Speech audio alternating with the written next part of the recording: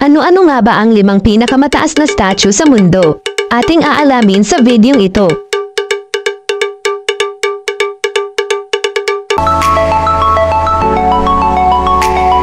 Mula sa Great Pyramid of Giza hanggang sa Statue of Liberty, ang mga estatwa ay may mahalagang papel sa ating lipunan mula noong sinaunang panahon.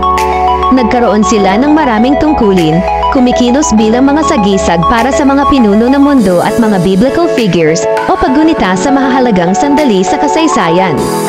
Sa kasalukuyan ito ang 5 pinakamataas na estatwa sa buong mundo ngayon na mas mataas kumpara sa New York Statue of Liberty at Rias Christ the Redeemer at bawat isa ay may sariling kwento na nais ibahagi sa mundo.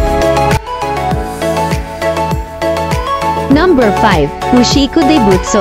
Ang kahangahangang Ushiko Daibutsu na ito ay may record na isa sa pinakamataas na estatwa sa mundo mula 1993 hanggang 2008. Ito ay may taas na 330 feet at isa sa mga naisasali sa anumang listahan ng mga pinakamataas na estatwa sa mundo. Nabuo ito noong 1993, ang higanteng Buddha na ito ay matatagpuan sa Ushiko, sa Ibaraki Prefecture ng Japan. Ang rebulto ay naglalarawan ng Amitabha Buddha at nilikha upang gunitain ang kapanganakan ni Shinran, isa sa mga pinaka-maimpluwensyang espiritual na pinuno ng Japan, na nagtatag ng Buddhism's True Pure Land School at ng Jodo Shinshu sect of Japanese Buddhism. Number 4. Vishwaswarupam. Kilala rin ng mga lokal bilang Statue of Belief.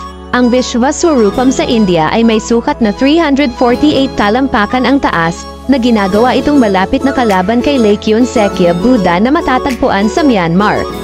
Ang Vishwaswarupam ay matatagpuan sa Nathdwara, Rajasthan, India at natapos itayo ang nasabing estatwa noong taong 2020, at ito ang pinakamalaking monumento sa mundo na nakatuon sa Hindu Lord Shiva. Ginawa sa isang natatanging lilim ng pulang tanso at ang disenyo ng monumento ay makikita kahit ikaw ay nasa malayo. Samantala, ang interior ay naglalaman ng isang exhibition hall at mga gallery, habang ang mga bakuran ay puno ng mga magagandang hardin at mga atraksyong panturista. Number 3. Laikyon Sekya. Ang Laikyon Sekya ng Myanmar ay 381 feet ang taas, at sa gayon ang ikatlong pinakamataas na rebulto sa mundo. Matatagpuan sa Kotapan Taon, malapit sa Moniwa sa Sagaing Division ng Myanmar. Ang napakalaking estatwa ay tumagal ng 12 taon upang makumpleto, mula 1996 hanggang 2008. Ang labas ng gusali ay naglalarawan ng isang nakatayong Gautama Buddha, na sinamahan ng isang nakahiga na Gautama Buddha, kasama ng replika ng Shwedagon Pagoda na tinatawag na ang Sekya Pagoda at ilang maliliit na eskultura ng Buddha. Ang buong lugar ay nakatuon sa estado ng Mahaparinirvana o ang pagkamit ng walang hanggang kaligayahan. Sa loob, mayroong 32 palapag at isang hagdanan sa loob para sa mga bisita na nais umakyat at masaksihan ang mga nakamamanghang tanawin mula sa itaas. Ang bawat isa sa 32 palapag ay naglalarawan ng iba't ibang yugto ng impyerno sa loob ng buhay ng Buddha, bago sila makarating sa tuktok ng Nirvana. Number 2. Spring Temple Buddha. Nakumpleto ang nasabing templo noong 2008. Ang Spring Temple Buddha na matatagpuan sa Lushan, Henan sa China ay may kahangahangang taas na umaabot sa 420 feet.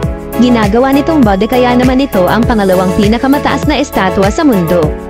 Ang napakalaking monumento ito ay naglalarawan sa Vairocana Buddha na may kumikinang na tanso at ginto ng nakakasilaw, kaya naman agad itong makikita at matatanaw mula sa malayo sa buong China.